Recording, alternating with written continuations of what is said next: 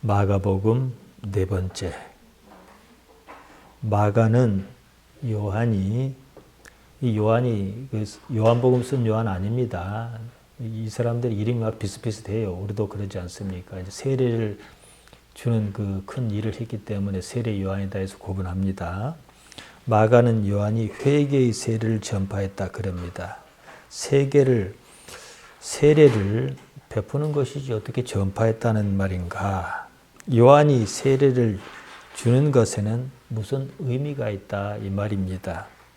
세례는 아무나 붙잡고 세례를 줄 수는 없는 것입니다. 세례를 받겠다는 사람이 세례를 받겠다는 자발적 의지가 있어야 합니다. 우리는 교회가 작기 때문에 세례를 주는 일이 그리 많지 않습니다. 하지만 세례를 받을 때 어떻게 합니까? 본인의 자발적 의지가 있는가를 충분히 묻습니다. 그래서 세례를 받겠습니다 하면 세례를 주는 거란 말이죠. 그렇게 하는 매개가 무엇이냐? 회개다. 다는 아닐지라도 회개하는 그런 마음, 적어도 그런 마음이 있을 때 세례를 받겠다. 그런 겁니다. 요한에게 나온 사람들도 그랬단 말이죠. 우리가 오래전에 세례를 받았습니다. 세례를 받을 때 무슨 마음이었습니까? 복받아 잘 살아보겠다고 세례를 받은 것이 아닙니다. 세례를 받으면 이제부터는 나는 내 인생은 형통할 것이다. 그때는 그런 생각이 들지 않습니다. 딱 그때 그 마음이 무엇이었는지 생각해야 해요. 근데 세월이 많이 가면서 다들 잊어버립니다. 교회 다니는 사람이라면 누구나 다 세례. 그러니까 교인이라고 하면은 세례교인을 말한 거예요. 이게 가장 기본적인 거지요. 바로 여기에 우리 기독신앙의 실천 가치가 담겨 있습니다. 그 순간만큼은 우리가 그때 나름대로 어떤 느낌이 있어요. 콩하는 느낌, 충격적인 느낌도 있을 수 있고 어떤 사람은 눈물을 흘리기도 해요. 그 순간만큼은 하나님과 하나를 이루는 때였습니다. 예수님의 마음이었죠.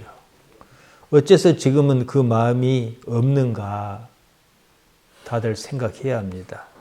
사도 바울은 이렇게 말했습니다. 빌립보서 2장 5절에서 8절에 나옵니다. 너희 안에 이 마음을 품으라. 무슨 마음이냐? 그리스도 예수의 마음이니. 그는 어떤 분이냐? 하나님과 원래 본체시지만 동등한 것으로 여기지 아니하시고 오히려 자기를 사람과 같이 그러셨다 이거지요. 어디까지요? 자기를 낮추시고 죽기까지 복종하셨으니 곧 십자가에 죽으심이라 이랬습니다. 자, 우리가 이 말씀을 볼 때는요. 제가 가끔 드리는 말씀입니다만 예수님을 하나님의 아들이라는 선입견을 제외하고 봐야 더 잘 보입니다. 사람의 아들, 나사렛 사람 예수님으로 일단 보자 이겁니다. 나사렛 출신 예수님이란 사람의 실체를 들여다보는 매우 중요한 잣대입니다. 여기에 대해서 잠깐 말씀을 드리겠습니다. 예수님께서는 우리가 다 고백하는 대로 하나님의 아들이십니다. 동시에 예수님께서는 당신을 인자다 그러셨습니다. 사람의 아들이다 이 말씀이거든요. 예수님께서 하나님의 아들이시기만 하고 말 것 같으면 십자가를 왜 집니까? 십자가에 다시 살아나리라. 당신의 의지대로 다시 살아날 수 있는 일 같으면은 십자가라는 거 뭡니까? 그냥 이벤트잖아요. 쇼잖아요.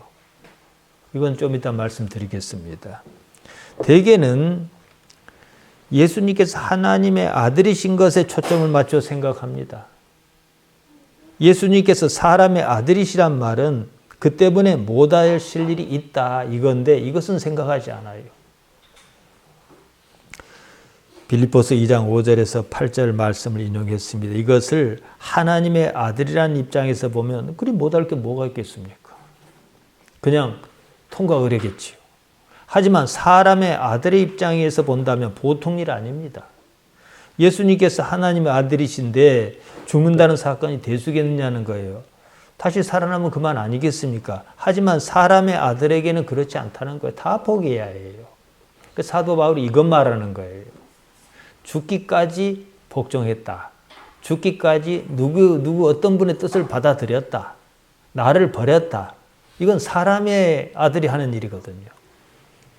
할 수 있는 것과 할 수 있는 것을 안 하는 것과 못하는 것은 별개 문제입니다.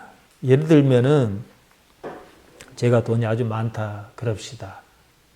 언제든지 집을 살 수도 있고 그래요. 그러면서 여건상 집을 안 사는 것과 돈이 없어서 집을 못 사는 것은 별개 문제입니다. 할 수 없다는 것, 할 수 있는 기회가 아예 없다는 것은요, 그 자체가 고통이에요. 예수님께서 사람의 아들이신 것을 주목해야 하는 이유가 여기에 있습니다. 하나님의 아들이시라는 인식만, 그것만 딱 있다 그러면은 언제든지 다시 살아날 수 있는데 죽는 것이 무슨 대수냐는 거예요. 그러면은 엘리 라마 사박다니 그러시면서 나의 하나님 어찌하여 나를 버리셨나이까, 이 말씀이 왜 나왔겠냐는 거지요. 우리가 사람의 아들이신 예수님께 주목해야 하는 이유가 있어요. 내가 사람의 아들이니까요. 나는 지금 내가 하나님의 아들이라는 사실에 조금은 이해를 하지만 완전하게 동의는 못합니다. 그런 마당에 예수님만 하나님 아들이시면 나는 별로 상관이 없습니다. 별것 아닌 것 같습니다만 그렇지 않습니다. 교회에서는요, 성자 예수님, 하나님의 아들이신 예수님만 가르치십니다. 예수님만 하나님의 아들로 계시라 그럽니다. 나는 그냥 사람의 아들로 살겠다 그 말이에요. 우리 기독신앙의 모든 폐해가 여기서 비롯합니다. 예수님께서는 그냥 하나님의 아들로 계시라 그러놓고 예수님께서 사역하실 당시에는요, 하나님의 아들이다 그랬다면서 또 몰아주겠어요. 그때는 하나님의 아들이신 것을 인정하지 않았어요. 오늘날에는 대놓고 말하지는 않지만 암묵적으로 예수님께서 사람의 아들이신 부분을 인정 안 한단 말이에요. 나 또한 예수님처럼 하나님의 아들로 승화하겠다 그런 생각이 없습니다. 생각이 없다라기보다도 그런 생각을 안 합니다. 그러니까 뭡니까? 왜 제가 이 문제를 이렇게 지질하게 언급하냐면요. 그러니까 땅의 것만 보이는 거예요. 나는 나 역시 사람의 자식으로 살다 말 것이니까 땅의 것만 보이는 거예요. 아, 나도 어느 순간에는 하나님의 아들의 반열에 들겠다 이런 생각이 있다면은 땅의 것만 바라지는 않겠지요. 그냥 그러니까 예수님 믿어 복받아 잘 살자 그러고 마는 거죠. 하나님의 나라나 영생은 사실 바라지도 않습니다. 사도 바울이 골로새서 3장 2절에서 위의 것을 생각하고 땅의 것을 생각하지 말라 했건만 도무지 말이 안 통합니다. 자기가 담임 목사로 있으면서 호의호식하며 잘 지냈습니다. 은퇴할 날이 다가옵니다. 그 자리를 막상 남에게 준다고 생각하니까 원래 자기 것도 아닌데 말이죠. 자기 것처럼 누렸거든요. 이게 아까운 거예요. 그래서 자기 아들에게 물려주려는 것입니다. 그래놓고 예수를 믿어 복받았다 그럽니다. 여전히 땅의 것에 목숨을 겁니다. 자, 우리가 생각을 바꿔봅시다. 제가 이 세상에 사는데요.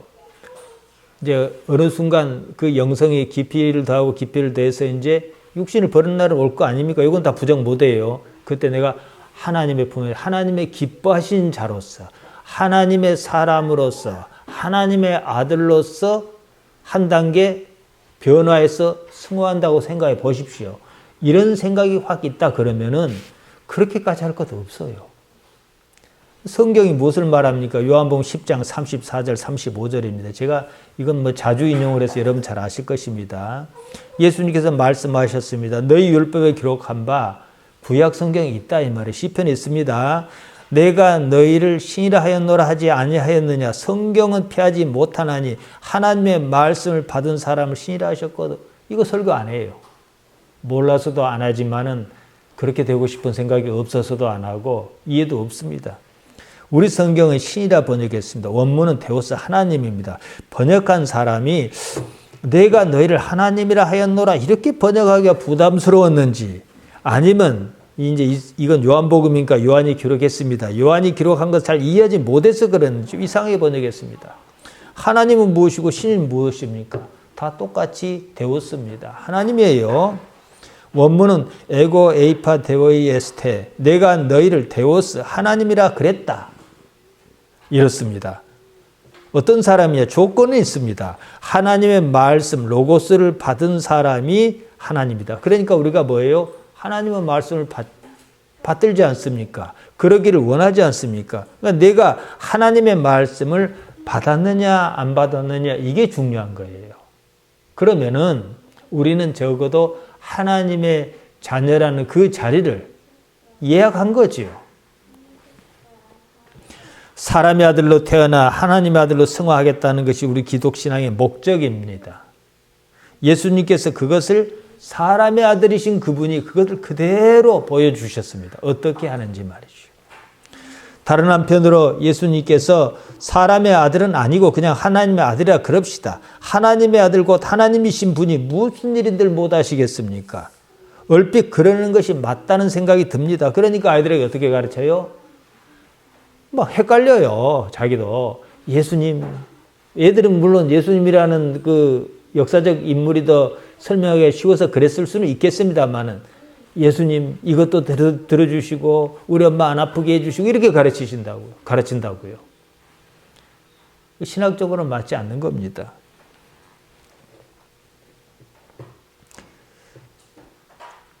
예수님께는 당연하겠지만 그렇다면 사람인 내가 하나님이신 그분의 마음을 어떻게 품을 수 있겠는가 이거지요. 예수님께서 십자가에 달리셨을 때 매우 고통스러워 하셨습니다. 사람의 아들이 절망했습니다. 이렇게 부르짖으셨습니다. 마가는 그 상황을 전합니다. 마가복음 15장 34절에 나옵니다. 제9시에 예수께서 크게 소리 지르시되 엘리 엘리 라마 사박다니 하시니 이 또 번역까지도 친절하게 해놨어요. 나의 하나님 어찌하여 나를 버리셨나이까. 절망했다 그 말이에요. 이 순간만큼은요. 하늘에서 무슨 얘기가 있을 줄 알았어요. 사람의 아들은 그래요. 이 정도까지 왔으면 내가 지금 숨이 꼭 끊어질 판인데 그럴 줄 알았단 말이에요. 그러면 사랑하는 내 아들아, 우리가 지금 오늘 읽은 성경에 성령이 비둘기같이 임해서 하늘로서 그런 소리가 들렸다 했지 않습니까? 그런 말이 있었어야 하는데 아무런 소리가 없는 거예요. 사람에게 가장 중요한 것은 무엇입니까? 목숨입니다. 그 목숨을 포기해야 했습니다. 무엇 때문에 그래야 했는가? 이 점을 생각할 줄 알아야 합니다. 십자가에 달리신 그분께 가장 중요한 것이 무엇이었을까? 제가 이제 사람의 아들을 계속 말씀드렸습니다. 목숨보다도 소중한 것이 무엇이었느냐? 이 말씀입니다. 예수님께는 십자가를 피할 기회가 없었던 것도 아니었습니다. 당신을 붙잡으러 온 대제사장의 군병을 물리칠 능력도 가지고 계셨습니다. 무엇 때문에 그러셨는가?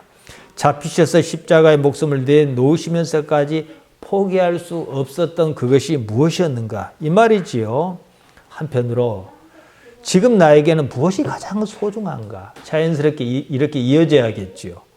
나사렛 예수님, 그분께 가장 소중했던 것은 하나님 아버지였습니다. 내 목숨보다도 하나님 아버지가 더 소중했다 이 말이지요. 십자가는 목숨을 포기해야 하느냐, 하나님 아버지를 포기해야 하느냐 이런 양자택일을 요구했습니다. 예수님께서는 하나님 아버지를 선택하셨습니다. 이게 우리 기독신앙이에요. 예수님의 십자가 사건에서 우리가 짚고 넘어가야 할 것이 있습니다. 예수님께서 십자가에 다시 살아나신 것은요, 예수님, 사람의 아들 그분의 의지가 아니에요. 하나님의 의지죠. 생각해 보세요. 십자가에 달려 죽게 생겼습니다. 절망했습니다. 하나님의 아들이 절망합니까? 아니요. 사람의 아들이 절망합니다. 그러니까 엘리 엘리 라마 사박다니 나의 하나님 어찌하여 나를 버리셨나이까 이렇게 울부짖으셨지요. 그런데 내가 뭣도 탁 빼고 여기 뭣도 탁 빼고 내려온다 그래 보십시오. 이건 무슨 일입니까? 십자가를 지겠다는 것은 예수님의 의지가 맞습니다. 다시 살아나는 것은요 하나님의 의지였습니다. 그러니까 하나님께서 사람의 아들이 십자가에 달려 죽은 것을 다시 살리셨다. 지금 제가 이 말씀 드린 겁니다. 만일 예수님께서 당신 자신의 의지로 다시 살아나셨다면 십자가는 그냥 보여주기입니다. 이벤트지요. 그거 하자고 그 어려운 일을 하셨겠습니까? 사람은 죽습니다. 원하든 원하지 않든 기력이 달리고 숨이 멎는 시점이 다가옵니다. 안 죽겠다고 아무리 발버둥 쳐봐야 소용없어요. 목숨이 끊기는 그때는 목숨을 최고 가치로 지금까지 살아온 사람에게 무엇이 남겠습니까? 목숨이 나에겐 최고 가치예요. 어떻게든 잘 살아보자 그랬어요. 근데 딱 죽어요. 아무것도 안 남지요. 그런데 다른 한편으로 평생을 아버지 하나님을 생각하며 살아온 사람에게는 무엇이 남겠습니까? 하나님 아니겠습니까? 이게 영생이지요. 요한복음 17장 3절에서 그래서 예수님께서 영생은 하나님을 아는 것이다. 이렇게 단정적으로 말씀하셨던 것입니다. 요한이 세례를 전파했습니다. 사람이 세례를 받겠다고 요단강으로 나와왔습니다. 세례 밥티스마입니다. 몸에 물을 잠그는 겁니다. 그래서 침례교에서는 지금도 여전히 침례실이 있어요. 그래서 몸을 풍덩 잠굽니다. 그들은 뭔가를 느꼈습니다. 인생이 이런 것은 아니다. 내게 뭐가 있다. 좋지 않은 무엇이 있다. 그 때문에 행복하지 않다. 그렇다면 막상 그걸 특정하기 어려워요. 그것을 떨쳐내고자 했습니다. 그걸 무엇이라고 인식했습니까? 죄, 하마리티아다 이랬습니다. 이 삶의 굴레, 하마리티아에서 벗어날 수 있겠다 싶었습니다. 때문에 사람들이 엑소몰로 구메노이 타스 하마리티아스, 자신의 하마리티아를 엑소몰로게오 자복했다, 시인했다 이랬습니다. 나는 내 인생이 이런 것을 알겠다. 그냥 바꿔봐야겠다 이거죠. 이런 인식이 없으면 불가능하죠. 제사장이, 바리새인이, 사두개인이 요한에게 세례를 받겠다고 나왔겠습니까? 그들은 하마리테아를 외면했습니다. 자신이 하나님의 백성인데 무슨 하마리테아가 있냐? 거의 이 정도였습니다. 죄, 하마리테아는 내 스스로 어떻게 못 해보는 것입니다. 그걸 없이 할 다른 누군가의 도움이 필요했습니다. 하나님의 사자였습니다. 그때 마침 요한이라는 사람이 나타났습니다. 희한한 복장을 하고 광야에서 외치는 자의 소리로 나타났습니다. 사람들이 그걸 보고 선지자다. 하나님의 사람이다. 받아들였던 거죠. 세례를 받는다는 것은 적어도 회개하겠다 이 말이거든요. 내가 내 안에 있는 하마리테아를 없이 할 방법을 찾겠습니다. 이거예요. 그러면 어떻게 해요? 삶을 바꾸겠다 이거지요. 회개 메타노이아는요. 마음을 바꿔먹는 겁니다. 세상을 바라보는 관점을 바꾸는 거예요. 세상을 사는 동안에 많은 일을 겪었습니다. 무엇인지 모르게 이것은 아니다 싶은 그런 것이 있었습니다. 그것이 하마리테아다 알았습니다. 방법이 이제 생겼죠. 세례란 의식적 행위로 물꼬를 튼 겁니다. 세상을 달리 살아보겠다. 그 표시로 내가 세례를 받겠습니다. 이거 아니겠습니까? 요한이 요단강에서 세례를 베풀었습니다. 사람들이 모여들었습니다. 세례를 받겠다. 어째서 그랬겠습니까? 지금과 같이 이런 세상 말고 다른 세상을 적어도 생각했다는 거지요. 자, 그래 놓고 예수님께 등장하시는 거죠. 세례를 받는다 해서 당장 무엇이 달라지는 건 아니에요. 사실 그것 때문에 세례를 받을 때 그 마음이 차츰차츰 옅어지다가 사라지지 않았는가 싶은 생각은 듭니다.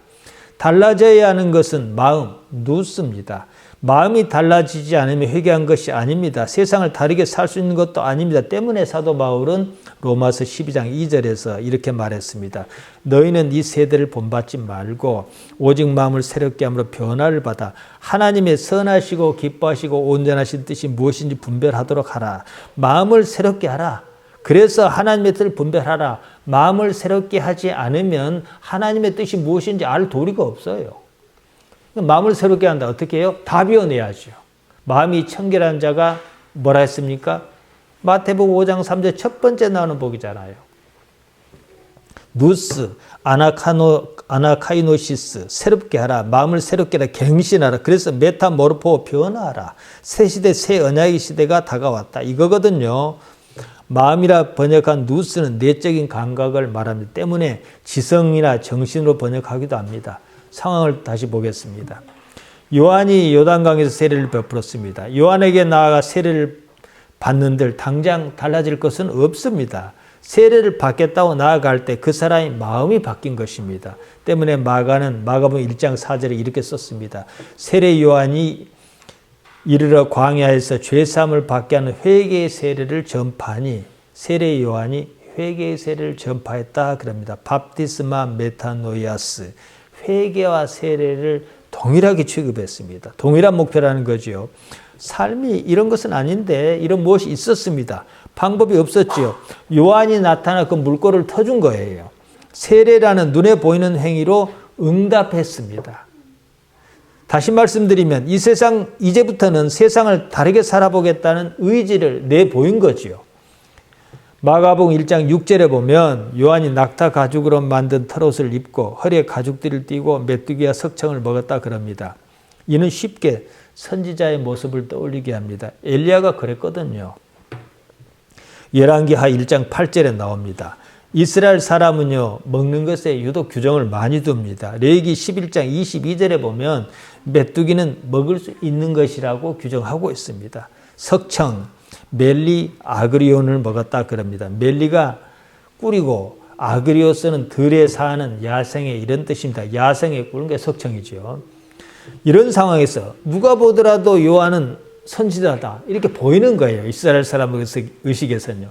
우리는 요한이 광야에서 외치는 자의 소리다. 그럼 그런가 보다 하고 메뚜기와 석청을 먹었다고 또 왜 그런 걸 먹지? 뭐 그럴 수 있겠지. 기인이니까. 우리는 이 정도 생각하지만 유대인에게는 그게 아니에요. 선지자예요. 그냥. 하나님의 사람이라는 거지요. 이스라엘은 모세가 등장한 때부터 선지자의 나라였습니다. 누군가 반드시 나타나 하나님의 뜻을 전달해 주어야 했습니다. 그런데 한동안 아무 선지자도 나타나지 않았습니다. 말라기 이후로 없었어요. 그 시기를 이스라엘의 암흑기라고 합니다. 그러던 어느 날 갑자기 요한이라는 사람이 희한한 모습으로 나타난 거예요. 영락없이 선지자였습니다. 무사람으로서는 그런 요한에게 무엇인가를 기대할 법했습니다. 요한은 백성의 기대를 얻고 요단강에서 가시적 행위, 퍼포먼스를 행한 거예요. 이것이 바로 세례, 밥티스마였습니다. 많은 사람이 요단강으로 모여들었습니다. 세례를 받겠다 그랬습니다. 이 모습을 오늘날 우리는 어떻게 생각할 수 있느냐? 우리는 이런 분위기 아니니까요. 지금 인도 사람 대부분은요, 힌두교인입니다. 이 사람들은 겐지즈강, 우리가 볼 때는 상당히 더럽습니다만은 그 성스러운 강이라 생각해요. 그래서 거기 가서 한 번은 몸을 잠궈요. 그래서 겐지즈강에 사람이 많이 모입니다. 이것과 같아 생각하면 돼요. 그러니까 그 사람들은 막 들어가서 물을 끼얹고 하잖아요. 여기서는 어떻게 해요? 요단강에서 사람들이 오면 풍 들어오면은 물을 끼얹고 세례를 줬던 거예요. 모여든 사람마다 자신의 이제 한마리타를 인식했습니다. 인정했습니다. 한마리타를 없이 해보겠다. 그 표시로 요한에게 세례를 받았습니다. 요단강에 몸을 잠갔습니다. 행위가 절정에 이르렀습니다. 이때 요한이 이상한 말을 하는 거예요. 마가복음 1장 7절입니다. 그가 전파하여 이르되 나보다 능력 많으신 이가 내 뒤에 오시나니 나는 굽혀 그의 신발끈을 풀기도 감당하지 못하겠노라. 누가 들어도 예수님의 등장을 예고합니다. 자신은 그분의 신발끈조차 푸는 것도 감당할 수 없다 그랬습니다. 그때 당시에요, 종이 있었어요. 주인이 밖에 나갔다 집에 들어오면 종이 나와서 맞이하고 허리를 굽혀서 신발끈을 풀어줬습니다. 주로 샌들 같은 비슷한 것을 신었단 말이죠. 요한은 자신이 그분의 종 역할도 감당할 수 없다. 나는 다만 그 길을 열 뿐이다 이랬어요. 자, 여기서 한번 생각해 보십시다. 요한 없이 그냥 예수님만 덜렁 나타났다 그러십시다. 뭐 그렇다 한들 뭐 뭘 못 하시겠습니까? 많은 요한의 모습이 일종의 장을 여는 역할을 했단 말이에요. 많은 사람이 모이게 했고 그의 하는 직설적 화법이라든가 헤로디아의 부정을 고발했다는 것이라든가 메뚜기와 석청을 먹었다든가 약대 털옷을 입었다라든가 이런 등등. 그러니까 아무튼 요한은 예수님의 등장에 앞서 길을 트는 바람잡이 역할을 했습니다. 새 시대를 여는 증폭 효과는 분명했습니다. 마가복음 1장 8절입니다. 나는 너희에게 물로 세례를 베풀었거니와 그는 너희에게 성령으로 세례를 베푸시리라. 나는 너희에게 물로 세례를 주겠지만 예수님께서는 성령으로 세례를 베푸실 것이다. 이 말입니다. 물로 세례를 주는 거 다 아는 거예요. 우리 눈에 보이는 거고 우리가 직접 경험하는 일입니다. 가시적인 세례지요. 그러는 행위가 의미 없다는 말은 아닙니다. 그 때문에 오늘날 우리도 여전히 세례의식을 행합니다. 바로 뒤에 구절에 봅니다만 예수님께서도 요한에게 세례를 받으셨어요. 예수님께서 요한에게 세례를 받으신 것은 또 다른 의미가 있습니다. 요한의 행한 것을 인정하셨다는 것입니다. 요한의 행한 것을 인정하셨다는 말은 그로써 당신 사역의 정당성을 또 인정하셨다 이 말이기도 하거든요. 물로 세례를 주는 것은요, 당장 눈에 보이는 행위입니다. 문제는 성령의 세례거든요. 비가시적 세례입니다. 자신만이 할 수 있는 내면적 세례라는 거죠. 여기서는 좀 성령으로라는 말이 좀 특이하게 쓰였습니다. 뭐뭇으로 하면 N입니다. N 푸뉴마티 하기오이. 보통 성령이라 그러면 그냥 푸뉴마만 씁니다. 근데 하나님의 존재의 양태나 형식을 일컫는 말이거든요. 근데 하기오스란 말이 따라 붙었습니다. 하기오스는 두려운 것에서 유래한 말입니다. 그래서 거룩하다 이렇게 쓰입니다. 그래서 푸뉴마티 하기오이 그러면 거룩한 영입니다. 푸뉴마를 강조한 거지요. 물로 세례를 주는 것은 눈에 보입니다. 성령으로 세례를 주는 것은 눈에 보이지 않습니다. 하지만 후자가 더 강력합니다.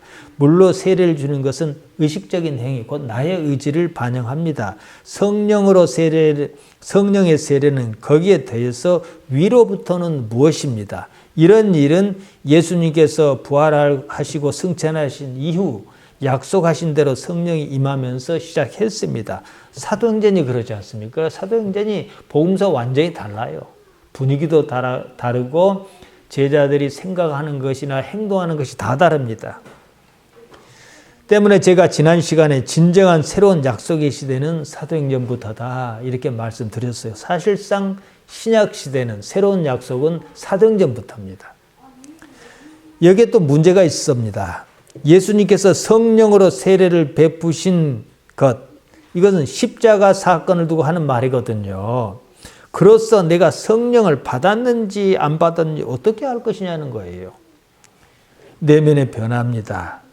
십자가의 능력을 내가 믿느냐 믿지 않느냐, 이게 성령의 세례를 받았느냐 안 받았느냐 구분하는 잣대입니다. 사도 바울은 고린도전서 1장 18절에 이리 말합니다. 십자가의 도가 도 로고스입니다. 어리석은 자에게는 미련한 것이요 성령의 세례를 받지 못한 사람에게는 미련하니까 안 받을 거 아니에요. 구원을 얻는 우리에게는 하나님의 능력이라. 이 십자가의 도가 도대체 뭡니까? 죽음의 도. 하나님께서 살아계셔서 통치하신다는 사실 뒤에 나옵니다. 하나님 나라가 15절에 나오는데요. 그때 말씀드릴 겁니다. 이것을 인정한다면 지금 나는 내가 처해 있는 상황을 못 받아들일 것이 없다 이거예요. 왜냐? 지금 모든 상황은 육체 때문에 일어난 일이거든요. 내가 어떤 가치로 사느냐, 무엇으로 사느냐, 이것으로 판단할 수밖에 없습니다. 무엇 때문에 사는가? 이거죠. 제가 여러분께 잊을만 하면 한 번씩 말씀드리는 게 있습니다. 우리가 여기에 왜 왔는지를 기억하라고 말입니다. 이게 세례를 받았을 때 그 마음, 우리가 예배당에 들었을 때 예배하겠습니다라고 할 때 그 마음 같아요. 이것이 이제 영성이거든요. 이걸 살려내야 하는 거거든요. 이 마음이 곧 그리스도 예수님의 마음입니다. 이 마음이 흔들리지 않고 거기에 따라 세상을 살고 있다면 성령의 세례를 받은 겁니다. 사도 바울은 이렇게 얘기했습니다. 로마서 8장 9절입니다. 만일 너희 속에 하나님의 영이 거하시면 너희가 육신에 있지 아니하고 영에 있나니 누구든지 그리스도의 영이 없으면 그리스도의 사람이 아니라. 하나님의 영, 그리스도의 영, 영 다 푸뉴마입니다. 같아요. 나아가 모든 푸뉴마가 곧 하나님이죠. 내가 육신의 상태에서 벗어나 영, 푸뉴마의 상태로 있다면 하나님 안에 있는 것이다. 이게 우리 삶의 목표예요. 쉽게 말씀드리면 내가 가장 높은 가치가 하나님을 사모하는 것인가?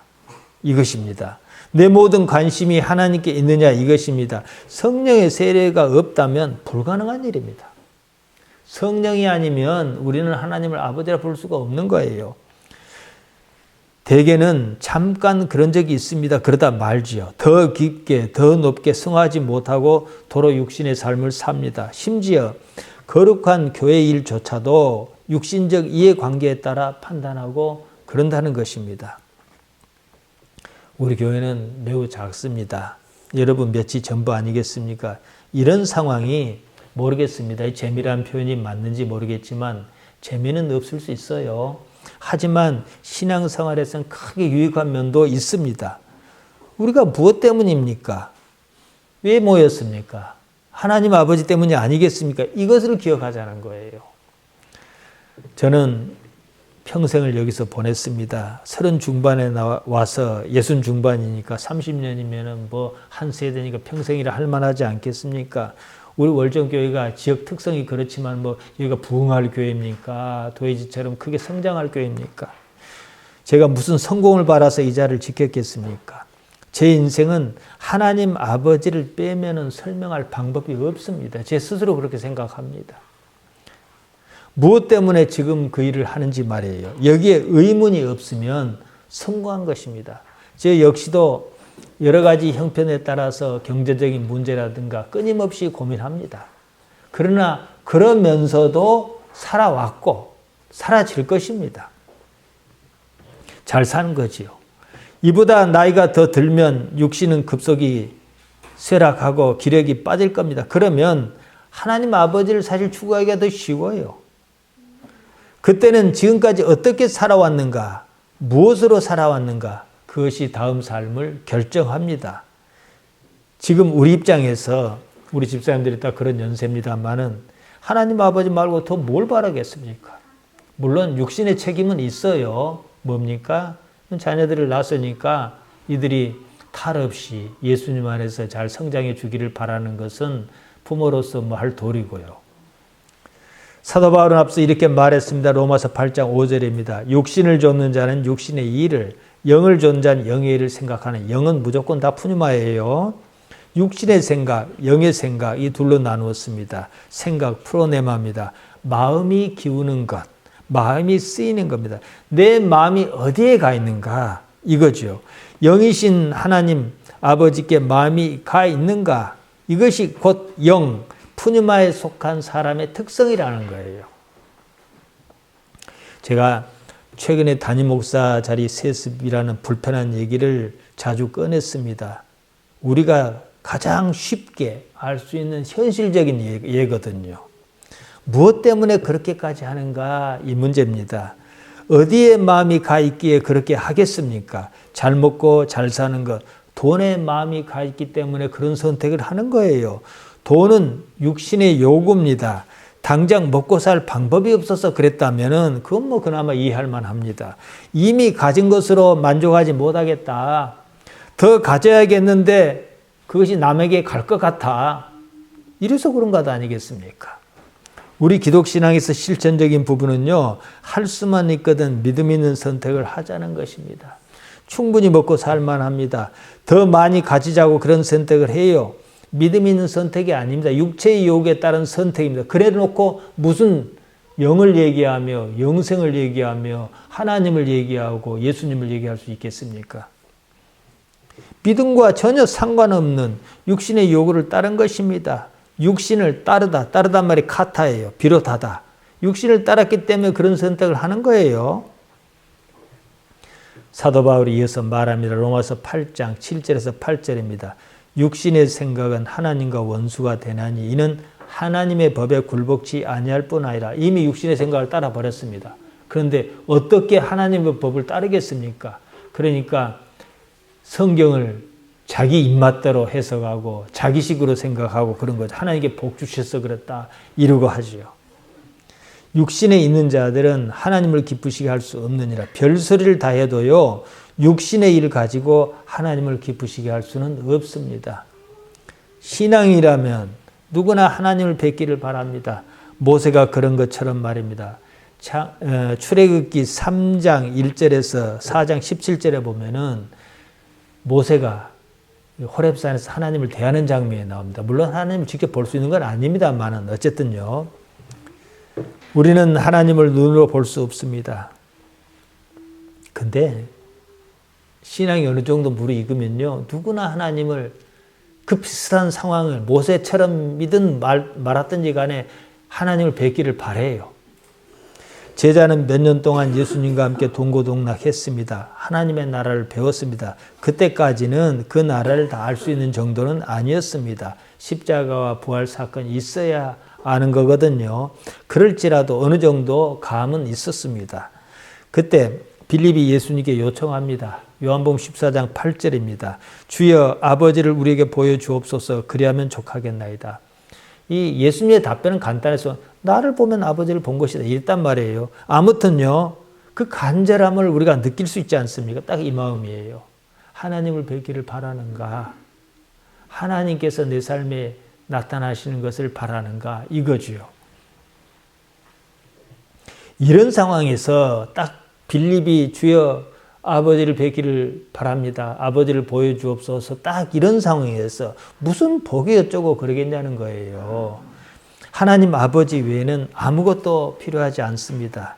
우리에게도 가끔은 그런 기회가 있습니다. 그때마다 다른 것은 다 제쳐두고 하나님 아버지를 생각하자는 것입니다. 그래서 주일마다 이렇게 예배하고 그러는 거예요. 예수님께서 요단강에서 요한에게 세례를 받으셨다고 합니다. 요한의 행위를 인정하셨다 이 말입니다. 세례는 무척이나 종교적인 행위입니다. 고대사에서는 할례가 그랬습니다. 하나님께서 아브라함과 맺으신 언약의 표시가 창세기 17장 10절에 나옵니다. 너희 중에 남자는 다 할례를 받으라. 이것이 나와 너희 후손 사이에 지킬 내 언약이니라. 첫 번째 약속이었습니다. 할례를 받다, 할례하다, 히브리 말로 무울입니다. 잘라내다는 뜻입니다. 할례는요 유대인뿐만 아니라 고대로부터 많은 민족 사이에 행해진 종교적 의식이었습니다. 남자 아이가 태어나면 성기, 표피 끝부분을 조금 끊어내는 표시입니다. 이 요새는 외과적 수술로 포경 수술하고 그러지 않습니까? 그런 식으로 잘라내는 거예요. 왜 잘라내냐? 왜 성기의 끝부분을 갖다가 잘라내냐? 대를 잇는 언약의 표시라는 거예요. 이렇게 약속을 삼았거든요. 몸에 흔적을 지내라 이거거든요. 그냥 할례나 세례나 사실 같은 의미입니다. 다만 세례는 나 자신 개인의 문제입니다. 내가 지금 하나님께 나아갑니다.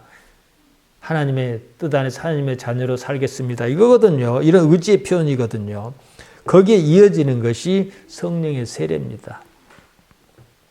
제가 앞서 사람의 아들이신 예수님을 말씀드렸습니다. 사람의 아들 예수님께서 요한에게 세례를 받으셨습니다. 처음부터 끝까지 하나님의 아들이실 것 같으면 그럴 이유는 또 무엇입니까? 십자가에 달려 돌아가실 이유는 또 무엇입니까? 그냥 사람들 다 구원하면 그만이잖아요. 한사코 그런 복잡한 일을 합니까? 예수님께서 세례를 받으셨습니다. 요단강에 몸을 잠궜다 다시 나오시는데 하늘이 갈라지더니 성령이 비둘기같이 내려왔다. 성경 기록이 이렇습니다. 비둘기, 페리스테라입니다. 비둘기는 성령의 눈에 보이는 상징으로 자주 등장합니다.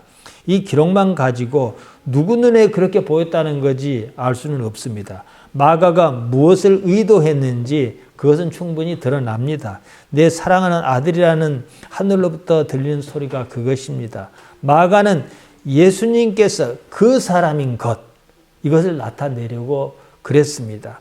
예수님께서 크리스토스시다 이 말을 하려는 거예요. 크리스토스, 이것은 제가 지난 3주에 걸쳐 말씀드렸습니다. 히브리 말로 미시아입니다. 구세주입니다. 기름 부음 받은 자. 누가 기름 부음을 받습니까? 하나님의 택하신 자, 특정한 사람이지요. 지금 우리에게는요, 새로운 약속의 시대가 이미 와버렸습니다. 그러니까 우리가 좀 아쉬운 건 있어요. 생각해 보세요. 매일 잘 먹고 잘 사는 사람이 좀 맛있는 음식이 나와 있다가 맛있다 하겠습니까? 그러나 이제 못 먹고 못 살던 사람이 잔칫날 만나서 맛있는 음식을 먹으면 맛있다 할 거 아니겠습니까? 지금 요한에게 세례를 받는 사람들은 그 과정에 있어요. 우리는 이미 그 나라가 도래에 있기 때문에 그 나라가 도래한 것인지 안 한 것인지 감이 없단 말이죠. 내가 감이 있든지 말았든지 간에 이미 우리에게는 새로운 약속의 시대가 왔다는 겁니다. 십자가는 이미 지난 일이고 부활 승천도 이미 지난 일이란 말이에요. 우리에게 이미 새나라에게 임했습니다. 하나님의 영, 성령, 푸니마의 시대란 말이죠. 하나님 아버지를 어떻게 생각할 것이냐, 이게 우리가 해결해야 할 당면한 과제입니다. 우리가 사는 이 삶은 끝납니다. 기다려도 끝나고 안 기다려도 끝납니다. 우리가 오래전에 세례를 받지 않았습니까? 그때 마음이 무엇이었겠습니까? 인생은요, 지내놓고 보면은 다 인생 무상이니 인생 허망하다 안 그럽니까? 우리에게는 인생은 허망할지 모르겠습니다만은 우리가 살아온 날은 결코 허망하지 않았습니다. 왜냐? 하나님께서 아버지로 계시기 때문입니다. 인생을 붙들면 아무것도 남지 않습니다. 그러나 하나님 아버지를 붙들면 하나님 아버지가 남다는 사실이에요. 그러니까 무엇이든지 억지로 할 건 아니지만 내 속에 조그마한 믿음이라도 있다면 그 믿음대로 할 것입니다. 다 내려놓고 하나님 아버지를 꿈꿔야 합니다. 제가 우리 집사님들, 저보다 연세가 훨씬 많으신 집사님들께 이런 말씀드리기 민망하지만 요새 이제 60도 넘고 이제 70을 가면서 여기저기 몸도 많이 안 아프니까 이런 게 장점이 있습니다. 왜냐? 하나씩 정리는 해야겠다. 그러면 나는 무엇을 붙들어야 하는가? 그렇게 생각하고 보니까 제가 알아서 한 건 아니지만 지난 날 동안에 예수님 믿어서 하나님을 아버지라고 부르고 인생과 씨름했던 것이 얼마나 감사한지를 모르겠습니다. 딱 이 시점에서 우리가 무엇을 바라겠습니까? 하나님 아버지밖에는 없습니다. 인생은 가는 거예요. 그러고 나서 그 나라가 어떤 모습인지는 잘 모르겠어요. 우리가 이렇게 감을 잡고 저렇게 감을 잡을 수는 있겠지만은 잘 모르겠어요. 그러나 분명한 사실은 하나님 아버지 안에 드는 것만큼은 사실이거든요. 우리는 오늘 또 하나님 아버지를 생각해야 해요. 하나님께서 나의 모든 것이다. 나의 소원도, 나의 원하는 것도, 나의 불만사항도 하나님 앞에 내려놓을 수 있어야 합니다. 예수님의 십자가 사건이 무엇입니까? 다 내려놨습니다. 다. 그랬더니 결국 어찌 됐습니까? 하나님 아버지만 남더라. 이게 십자가입니다. 십자가의 도가 구원을 얻는 우리에게는 하나님의 능력이에요. 그 능력으로 사시기를 바랍니다. 기도하십시다. 아버지 하나님, 연약하고 부족한 우리들을 불러서 여기까지 오게 하셨습니다. 홀로 영광 받옵소서. 바라옵기는 우리가 참 뭐라 할 수 없겠습니다만은 하나님께서 아버지신 것을 우리가 매일 사는 삶에서 드러내 주시옵소서. 예수님 이름으로 기도하옵나이다. 아멘.